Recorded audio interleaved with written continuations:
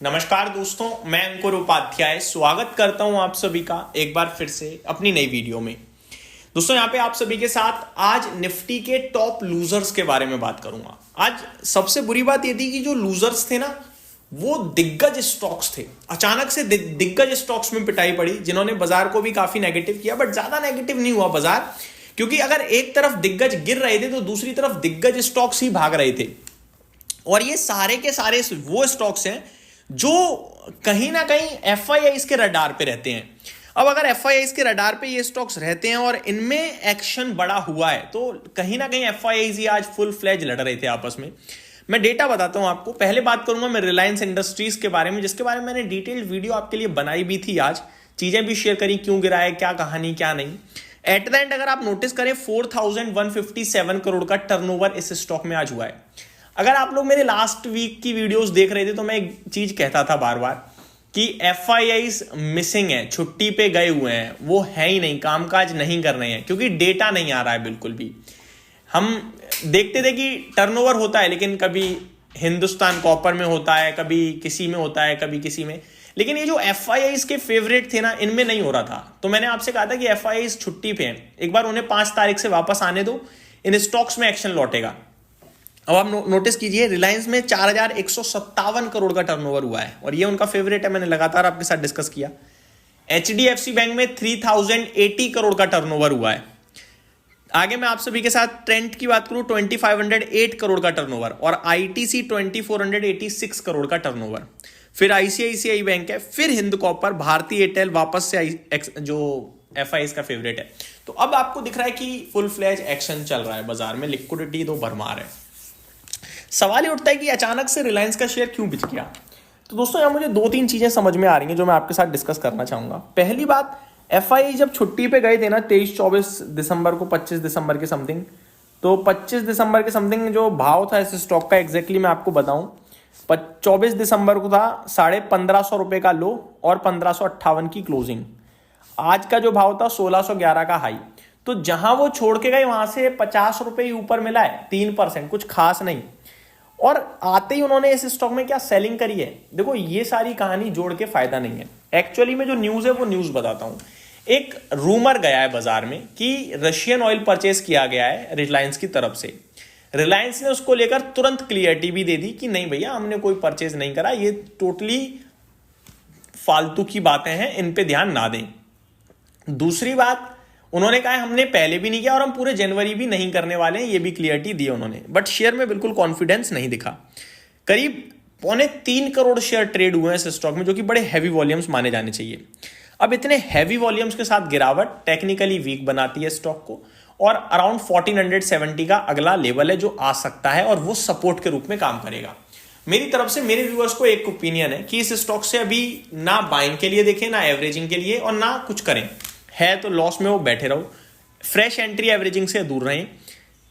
1470 के करीब आप इसमें एवरेज कर सकते हो, 1480 या 1485 में मिल जाए तो। 1458 या 60 का स्ट्रिक्ट स्टॉप लॉस होगा, ज्यादा लंबा नहीं खेलेंगे हम। अगर कुछ गड़बड़ होगी निकल जाएंगे, वरना वापस रिबाउंड आएगा 1600 तक का। ये मेरा क्लियर व्यू है आपके लिए।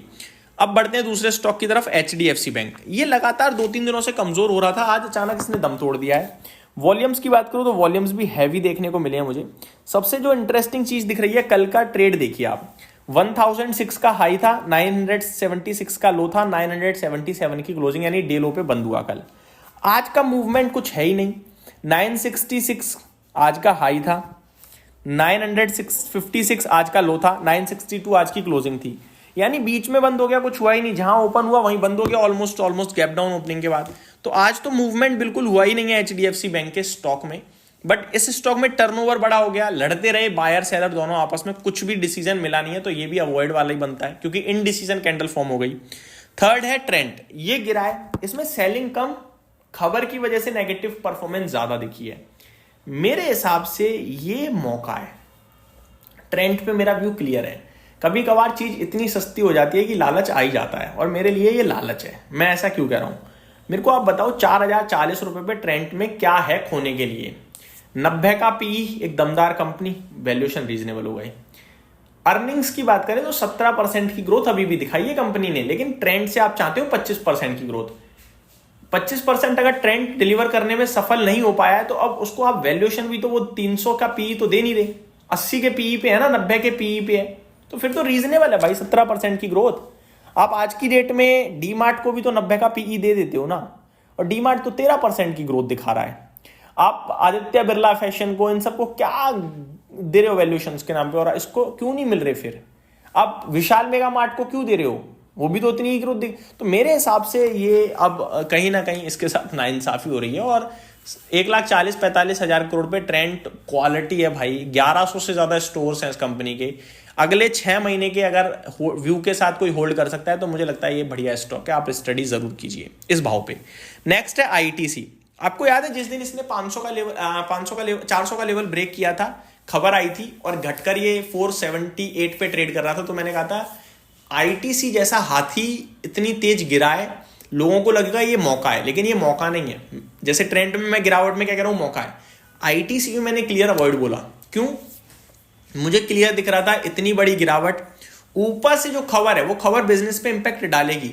80% का प्रॉफिट सिगरेट वॉल्यूम से आता है, सिगरेट बिजनेस से, और उसी पे खबर है। मैंने ये भी कहा था कि इसका इंपैक्ट वॉल्यूम्स पे आ जाएगा डेफिनेटली, और मेरा ये भी मानना था कि आपको इस स्टॉक में इन्वेस्ट हो, ठीक है, नहीं हो, ठीक है, लेकिन अभी ये जल्दी 400 रुपए के पार नहीं जाएगा। क्लियर बोला था ना मैंने, ये कहा था कि 350 पे आ जाए वहां आप ध्यान दे लेना लेने के लिए, लेकिन 375 पे एग्जिट कर देना, 400 पार नहीं करेगा। अब 342 हो गया, अब तो 400 बहुत दूर दिखता है, अब तो 400 की कोई सोच भी नहीं रहा होगा स्टिल इस स्टॉक में। अब मैं यहां से कहूंगा कि आपको लेना है लो, उछाल के लिए लो, और उछाल में जो मुझे लगता है मैक्सिमम 360 आ सकता है, उसके ऊपर मैं इसे जाता नहीं देख पा रहा हूं, और 400 तो अभी मुझे बहुत समय लगेगा इसे मुझे लगता है निकालने में, क्योंकि बहुत हैवी सेलिंग हुई है दोस्तों। ये मेरी तरफ से अपडेट थी, उम्मीद करता हूं डिटेल्स पसंद आई होंगी। Thank you so much for watching this video, have a great day guys.